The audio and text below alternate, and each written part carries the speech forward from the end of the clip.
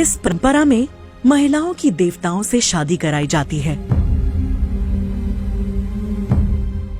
फिर पुरोहित और ऊंची जाति के लोग उनसे संबंध बनाते हैं। इनके बच्चों के पिता का नाम नहीं होता।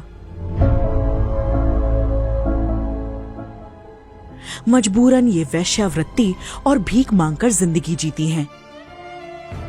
देखिए दैनिक भास्कर की खास सीरीज पंथ में।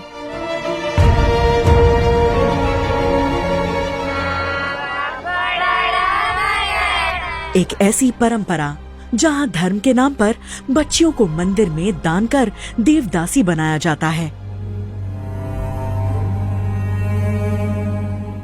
देवदासी प्रथा भले ही गैर कानूनी है, लेकिन दक्षिण भारत के कई राज्यों में आज भी ये प्रथा जारी है। हम बेंगलुरु से 400 किलोमीटर दूर उत्तरी कर्नाटक के जिला कोपल के उक्करकेरी गांव पहुँचे, जिसे देवदासियों का गांव भी कहा जाता है। देवदासी प्रथा यानी कि दर्द और पीड़ा की जीती जागती कहानियां, उस श्रापित समुदाय की जिंदा लाशें जिन्हें सरकार भुला चुकी है। मणिमाला यानी मंगलसूत्र, हाथ में हरे रंग की चूड़ियां, चांदी के पतले कड़े और पडलिगी यानी बांस की टोकरी इनकी पहचान है। देवदासियों का जिक्र पुराणों में मिलता है। चोल वंश और गुप्त काल में भी देवदासी की प्रथा थी। 6ठी शताब्दी में शुरू हुई इस प्रथा ने 9वीं-10वीं शताब्दी तक भारत में अपनी जड़ जमा ली थी। योनसांग अल-बरूनी, अरब यात्री अबू जैद अल हसन जैसे विदेश यात्रियों ने अपने लेखों में देवदासियों का जिक्र किया है। शुरुआती दौर में देवदासियां मंदिर की देखभाल और गर्भगृह के बाहर बने मंडपों में नृत्य करती थीं। आगे चलकर ये प्रथा वेश्यावृत्ति में बदल गई।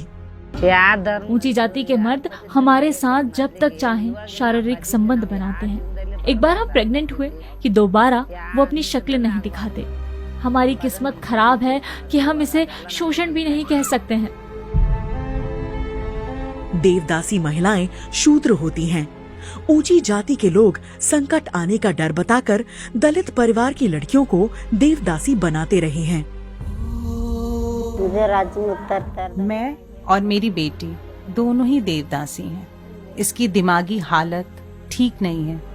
इसके साथ कौन रहेगा? इसलिए मेरी बेटी देवदासी बना दी गई। कम से कम भीख मांगकर जिंदगी तो जी सकेगी। देवदासियों के बच्चों को पिता का नाम नहीं मिलता। ये केवल अपनी माँ के सहारे जिंदगी काटते हैं।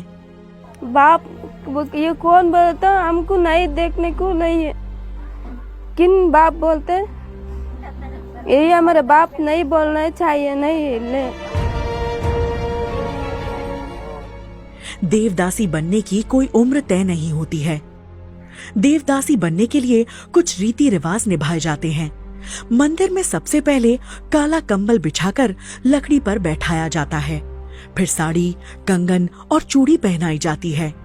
उनके चारों तरफ बांस की टोकरी यानी पडलगी रखी जाती है।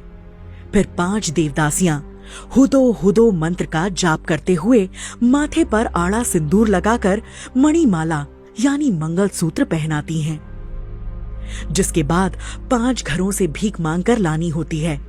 इसके बाद वो देवदासी बन जाती है।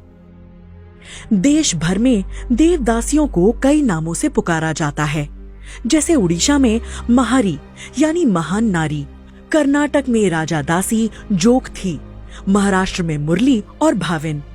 वहीं स्थानीय देवियां यल्लमा, होलगेमा और होसुरमा के नाम पर दलित महिलाओं को देवदासी बनाया जाता है।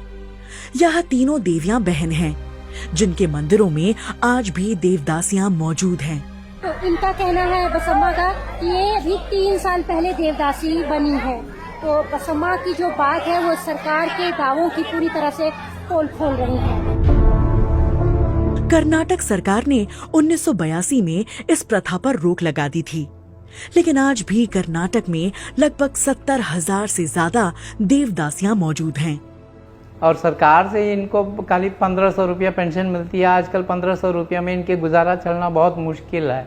और इनका जो लड़के लोग हैं इनको अलग से ही देखते हैं। इनकी बहुत कठिन परिस्थिति में ये जीवन चला रहे हैं। पूर्णिमा की रात देवदासियां देवियों को खुश करने के लिए सालों से मंदिर में पूजा पाठ की रस्में निभाती आ रही हैं।